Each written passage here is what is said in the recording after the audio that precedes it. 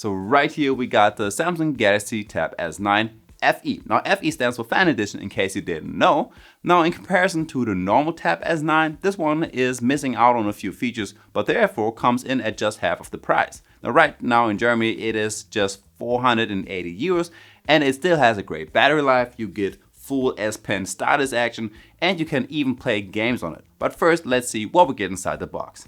Alright, so of course the first thing that pops up is the tablet itself. I got the mint green version, but you can also get it in the colors lavender, silver and gray, even though I don't really see the difference right there.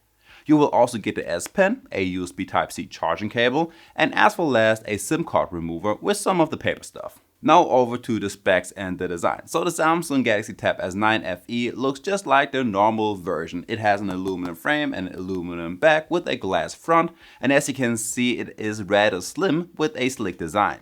Now this one is the 10.9 inch version and it's actually quite heavy with over half a kilo or 1.15 pounds. On the back you will get the Samsung logo and the main camera, which can take pictures with 8 megapixels or shoot videos in 4K with 30 FPS. Now a small downside to the tablet is that you do see your fingerprints on the backside pretty easy and you gotta wipe them away every now and then. Also, just like the normal S9, this one is IP68 water and dust resistant, so it can get a little wet even though I wouldn't take it with me into the shower. So like I said, we got a large 10.9 inch LCD display. Now this is one of the reasons the Fan Edition is much cheaper than the original one, as this one has an OLED display. Gladly we still get 90Hz refresh rate, and if you're watching your videos on it, it still looks very good.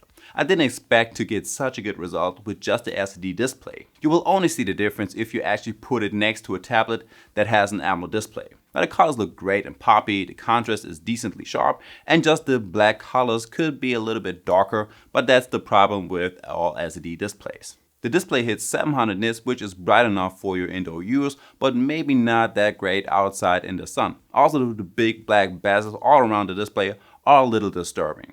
Now as for the audio, you get a set of stereo speakers set up just like with the normal Tab S9, and I would say the sound is clear and gets loud as well, but let's give this one a try. So over all of the features, the specs, battery life and a lot more, but first up let's start with the specs and the design. So as you can see, we got a square shaped all black smartwatch, but you can get this one also in the car. So the Tab S9 FE still runs on Android 13, but I guess that will change to Android 14 in the next couple of weeks. And on top of that, you get One UI 5.1.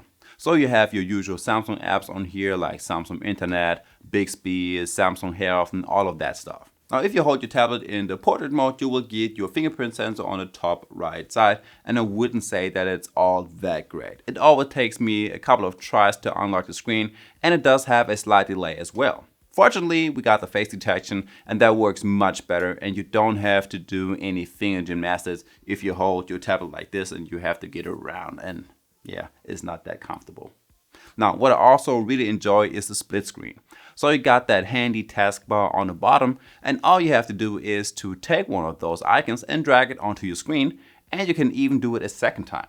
You can also use up to 3 apps at the same time, and since you have such a big screen, they are not even that tiny, and you can still work on each or even watch your YouTube videos while you are writing your script or do anything else. Now as for the storage, there are 2 different sizes. Now there is a bigger 256 gig version and a smaller 128, which I have right here. And of course both come in at a different price. Now the smaller one comes in at 480 and the larger will cost you 540.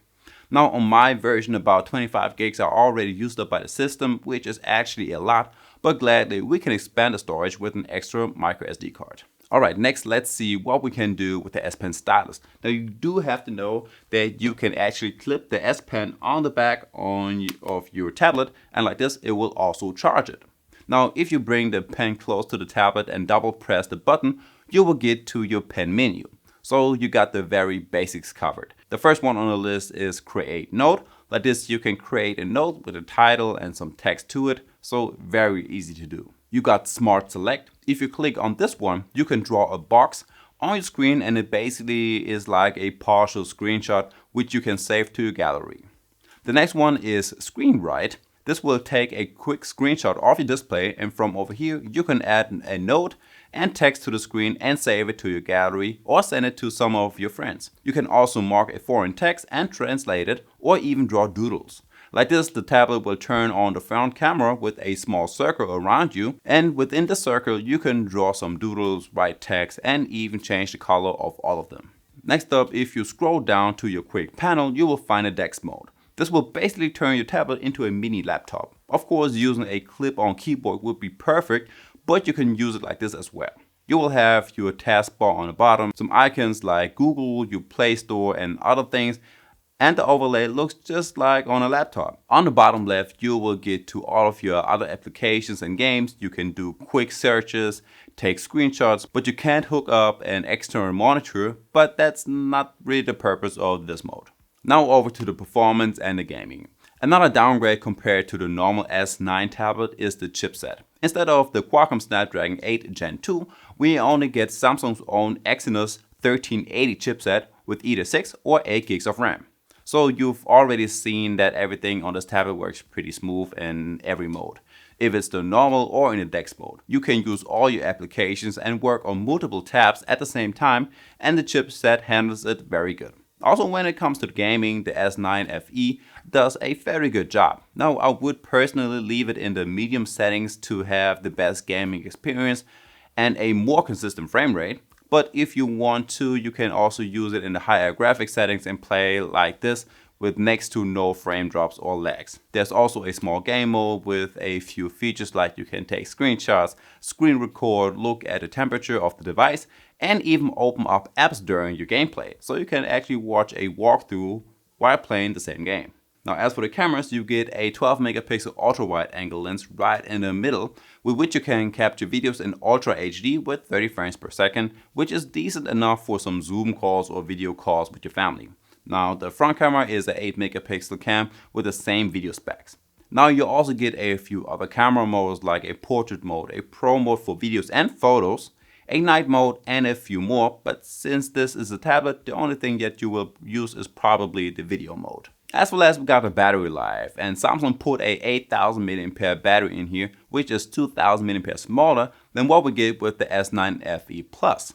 But with that battery, you should still get around 10 hours on your normal everyday usage and about 7 hours on heavy usage, and that is with lots of video streaming, gaming, video recording, and all of that.